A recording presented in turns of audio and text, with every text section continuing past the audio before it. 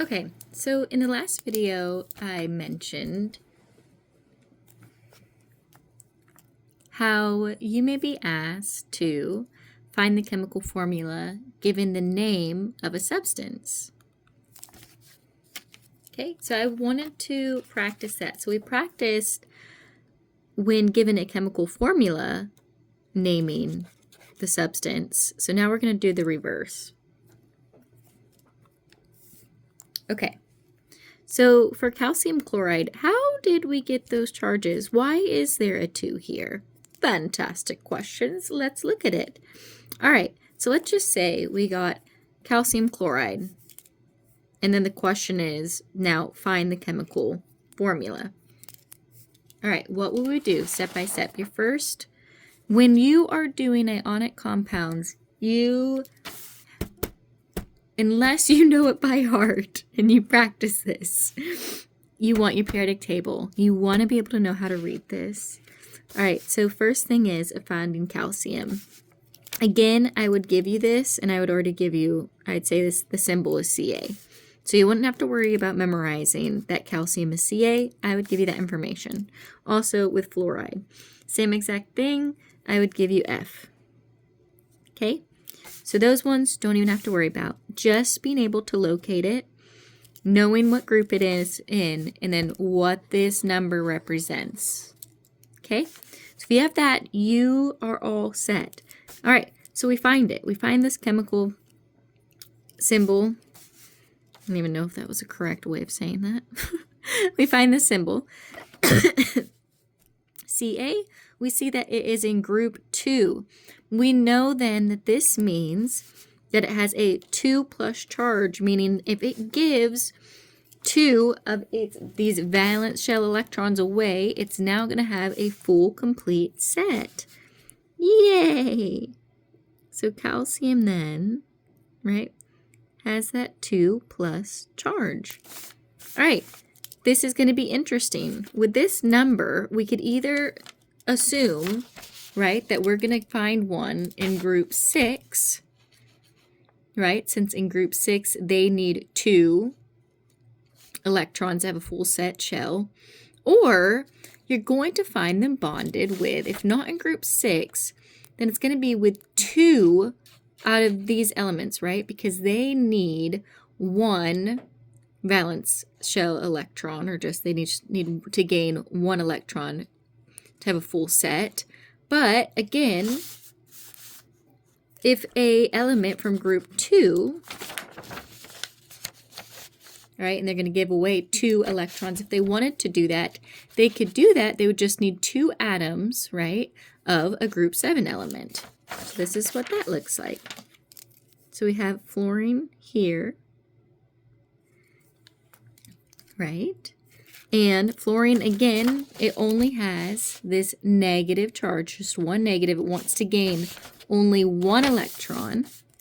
It only wants to gain 1 electron, right? But we realize that's not going to satisfy. Remember, our biggest thing, our goal in this bonding is that both of these elements are going to have their full, complete outer shell. And they're both going to be happy. But right now, because, right, calcium only can give 1, because there's only 1 fluorine atom that can take only 1 electron, right, we're still going to be left with Ca+.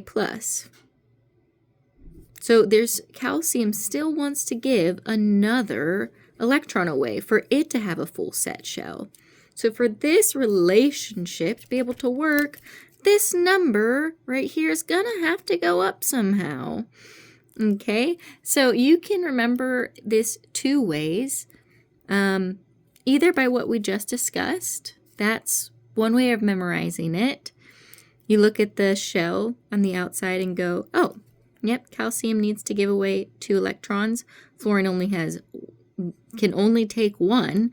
That therefore means I need at least 2 fluorine atoms to be able to take 2 of calcium's electrons since it wants to give it away. All right, so from there I can go, all right, so calcium will have 1 and fluorine will have 2. Okay, so now calcium is all set. Because now that charge, right, what it can now take, having 2 fluorine atoms there, it can take 2 electrons now. So it would kind of look, oh, it could possibly look something like this. All right, but I don't like putting that there because it's not, they are just bonded to each other. We're going to do it like that.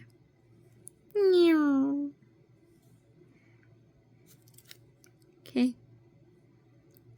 And we have these 2 fluorine and 1 calcium.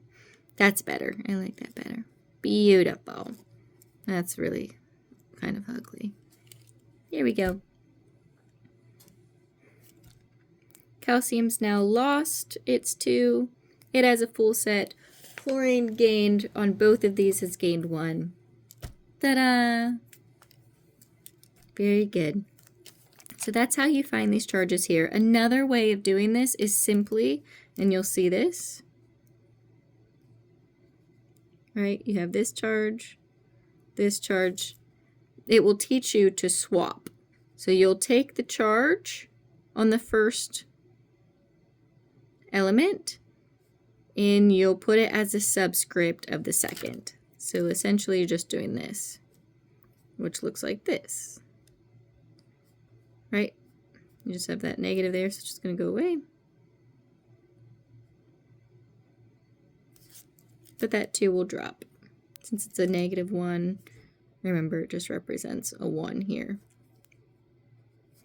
But we don't have subscripts that have 1. Just that element being there represents 1. So CaF2. Ta-da! Okay, if you want to, you can still look at this if you want some more practice. The same thing with aluminum. Aluminum. Yeah, that's right. Feels like I'm saying it wrong. Let's see, we'll have some more room over here. If I'm just given this name, aluminum oxide, again, I'm going to go to here, my sheet. I'm going to look for it. And I'm wondering, where is aluminum? I know that it's a cation, so it has to give electrons away. So it's either going to be in group 1, 2, or 3. And there it is. It's in group 3. So, and we realize that being in group 3 gives it that 3+ charge. Brilliant. And we see, right, the next one we're looking for oxide. We know that represents oxygen. Okay, and we see oxygen is in group 6. So it's going to have that 2 negative charge, 1 negative, 3 negative, 3+. Perfect. All right. Very good. So we're going to go over here and we're going to give oxygen that 2+ charge. All right. So these also don't balance each other out either. So how we're going to solve this one, right? Aluminum wants to give 3 away, whereas oxygen wants to gain 2. All right, but this one's going to take a little bit more math when we're doing it. Although, let's first just do the subscript method, the quick one, right? We're just going to swap them.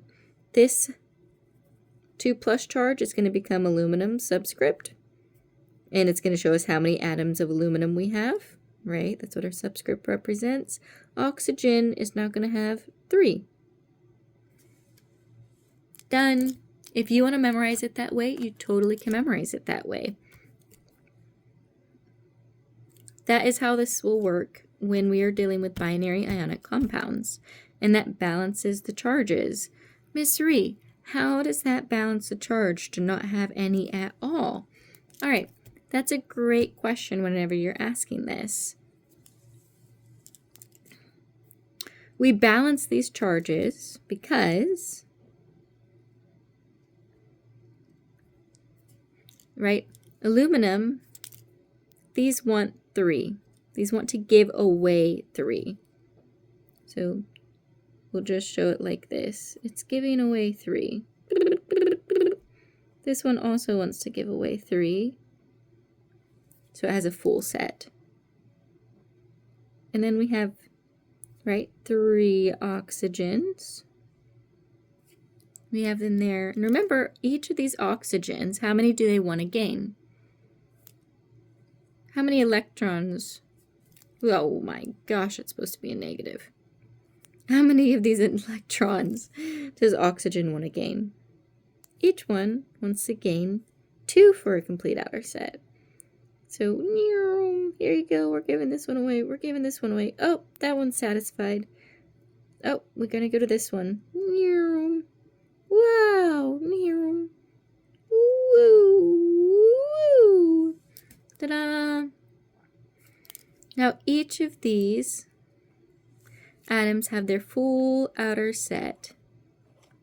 Each of them has now given away 3 electrons. And each of these have gained 2. This one's a little bit more difficult. But if you ever need to draw them out, that really helps, because that helps me too. And now we can see how that works. All right, the rest of them is similar. If you want some more help on that and balancing the charges on binary compounds, shoot me an email. I'll go over them with you. But what you're definitely going to need to know how to do is look at this calcium fluoride and then be able to give me this kind of chemical and be able to give me this. Same exact thing if I said aluminum oxide, give me the chemical formula. This would be the answer there. And we just went step by step over how you'd be able to do this. And then, oopsies. In our drawings, what's really going on and how that makes sense. These guns can seem a little bit more confusing, so practice, practice, practice. You guys got this.